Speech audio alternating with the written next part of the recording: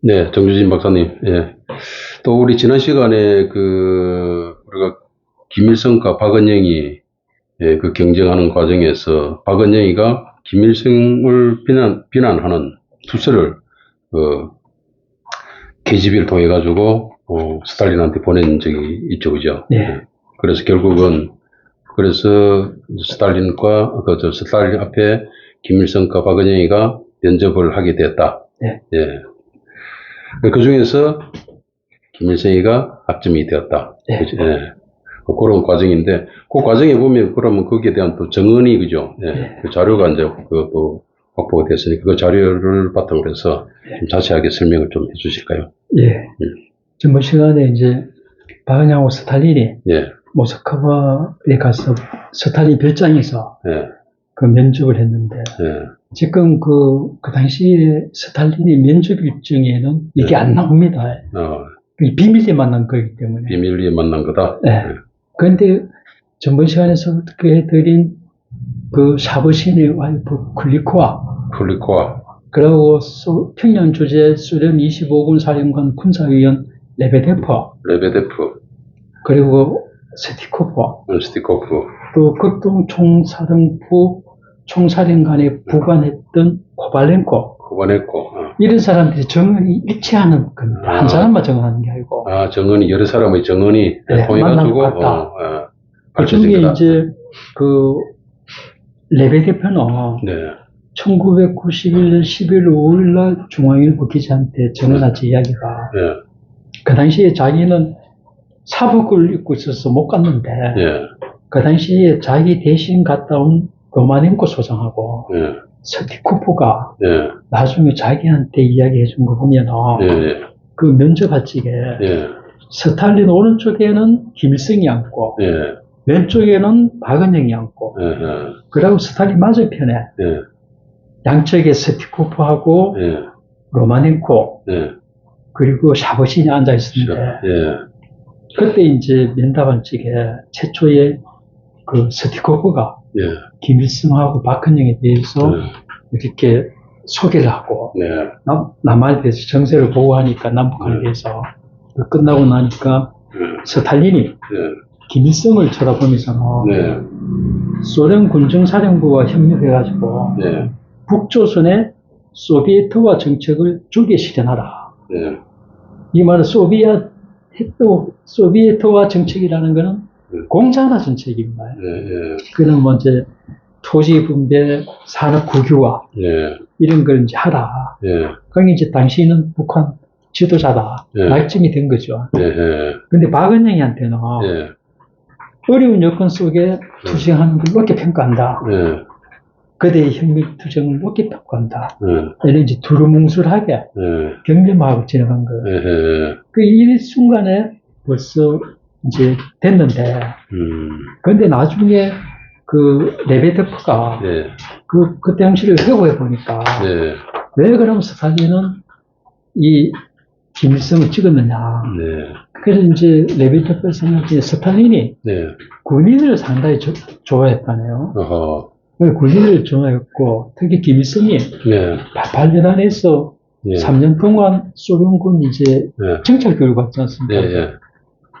그 교육을 받으면서 소련에 충성을 다했다. 그런데 특히 이제 그런데 박은영은 조금 의심을 받은 게 10년 동안 국내 공산주의자에 있으면서 일제한테 감옥에 있었는데 변절했을 가능성이 많다. 그러고 종파 싸움을 많이 했다. 이런 게 이제 약점을 안 됐겠느냐. 이게 이제 레베데프의 판단이었어요. 레베데프의 분석이네, 그죠? 분석이죠. 근데 좀 더 이 김일성이 북한 지도자로 낙점되는 데 대해서 좀 더 추가적인 또 정언이 있더라고요. 그거는 이제 코바렌코가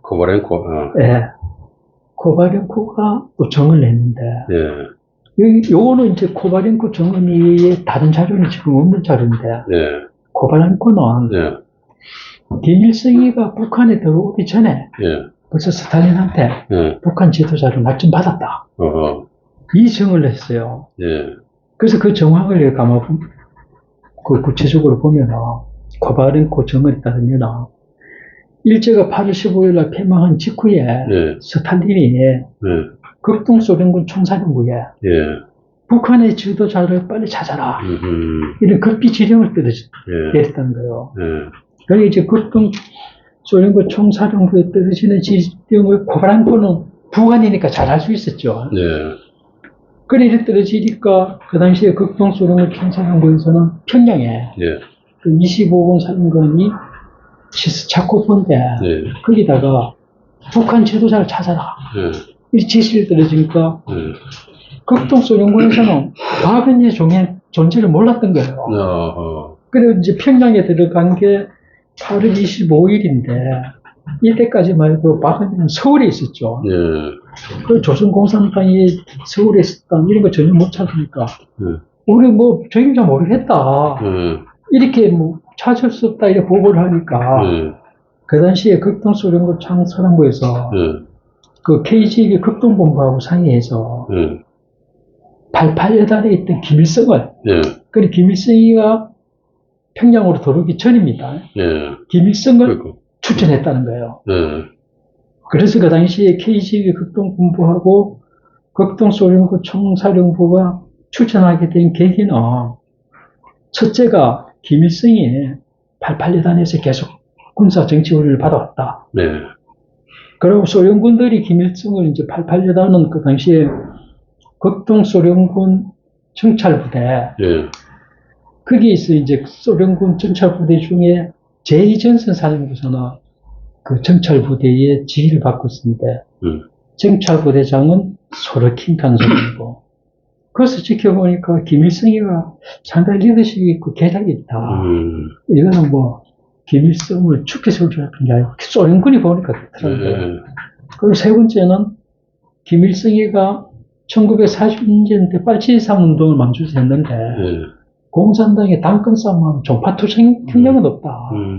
이 소련군이 그때 굉장히 신경 쓴 게 종파투쟁을 많이 신경 썼더라고요. 종파 싸움을 그렇게 신경 썼죠? 그 지명했다가 공산당 전체를 장악할 능력이 있느냐 없느냐 이 싸움을 자꾸 하는 거는 그 리더십이 약하다고 보는 거죠. 그것 때문에 김일성을 추천했다는 거예요. 그러니까 이제 스탈린이 김일성을 모스크바로 보내라.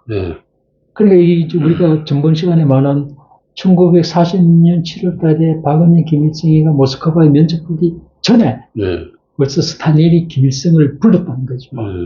그래가지고 그 당시에 하바로포스크에서 KGB 극동본부 요원 2명이 김일성을 호위해서 모스크바로 갔는데 그 당시에 바로 이제 그 모스크바에 도착하니까 스탈린 별장으로 김일성을 데리고 와가지고 거기서 스탈린을 영접을 했는데 그 당시에 이제 그 스탈린은 극동소련군 총사령부하고 KGB 극동본부에서 각각 김일성 평가서 그 이제 그 독자 여러분들은 잘 이해가 가셨는지 모르지만은 정보기관이라든가 군사 부분에 최고위층으로 올라가면은 페이퍼로 다 의사결정하죠. 보고서로. 보고서로. 구도로 뭐 일일이 뭐 1소대장, 2소대장 이렇게 자꾸 이런 거 못하는 겁니다. 그 서류에 묻혀서 사는데, 얘도 이 평가 보고서를 이제 스탈린이 보고, 그 조목조목 김일성한테 질문을 던졌다는 거예요. 근데 이 내용은 그 당시에 그 스티코프가 또 거기 갔었는데, 그 당시에 이제 그 김일성이가 면접하고 오면서 돌아가면서 극동소련군 총참모부에 와서 총사령관 면접하고 면접하고 적에 그 코발렌코가 안대를 했다는 거예요. 그 코발렌코가 그한테 그때 이제 들어보니까 이 면담 내용에 그때 이제 김일성은 말하자면 얼어가지고 스탈린이 뭐 질문을 하면 예 이 소리밖에 못 하던 겁니다. 그래서 한 4시간 이제 면담을 했는데 4시간 면담 끝나고 나니까 스탈린이 상당히 주목할 필요가 있는 사람이다. 소련군은 이 사람한테 협력해라. 1차로 이제 협력 지시가 떨어진 거죠. 그런데 지난 시간에 말하는 박은영이가 김일성이 우리 무시하고 왜 또 쏘고 군종은 김일성만 지원하냐. 이거는 이때 스탈린이 지시가 떨어졌던 거예요. 그래서 김일성을 낙점을 했던 거죠. 근데 김일성을 낙점했는데 이쪽에 나중에 박은영이 반발을 하니까 다시 스탈린이 재검증했던 거죠. 이제 김일성이 이제 갔다 와서 사령관 이제 소련군 총사령관은 해방 직후에는 바실레프스키였다가 나중에 말렌코프스키로 바뀌는데 바실레프스키한테 사령관한테 인사를 오니까 그 사령관이 김일성한테 평양에 들어가면 상관 지시에 충실히 따르라 이렇게 경제에서 보냈다는 겁니다. 이와 같이 지금 말씀드린 바와 같이 지금 한 2회에 거쳐서 박은영하고 김일성이 경합하다가 김일성이 최종 북한의 지도자로 낙점된 과정을 살펴봤는데 그 결과적으로 보면은 이 정언자들을 보면은 그런데 이렇게 자세한 정황이 냉전 시대에는 안 나왔습니다. 그렇죠. 그래서 김일성이가 어떻게 북한의 지도자가 됐느냐. 그래서도 또 연구 논문이라든가 학설이 무수히 많았는데 결과적으로 이런 과정을 거쳐서 김일성이 됐다.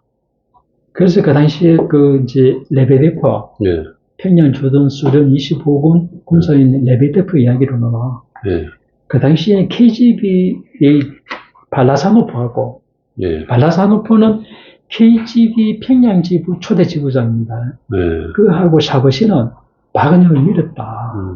그러니까 KGB에서 박은영을 미니까 다시 면접 시험을 봤던 긴데 결과적으로 김일성이 됐다.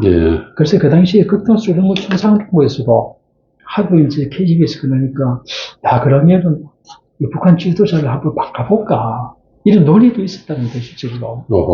그런데 이제 스탈린이 한번 결심하면 그냥 가는 스타일이기 때문에 말하자면 호랑이 목에 방울을 달 사람이 없어가지고 그냥 갔다. 이렇게 이제 그 당시에 북한 정권을 세운 소련군 주변에 장군들 정언을 남겼더라고요. 정언했죠.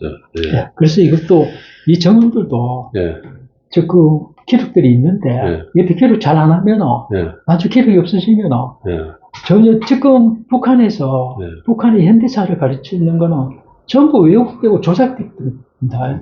김일성이가 만주에서 항일 독립운동을 하다가 그대로 북한으로 진입했다고 밝히고 88년다 이런 건 역사에 하나도 안 나옵니다. 북한 역사에. 그런데 이것도 남한에서 진실을 기록하기 위해서 발표를 잘 안 하면 또 왜곡된 역사가 되지 않을까. 이런 자료를 소홀히 하게 되면 결국은 허위의 기록들이 마치 진실이냐, 진실로 둔갑하게 되는 거죠. 그렇습니다.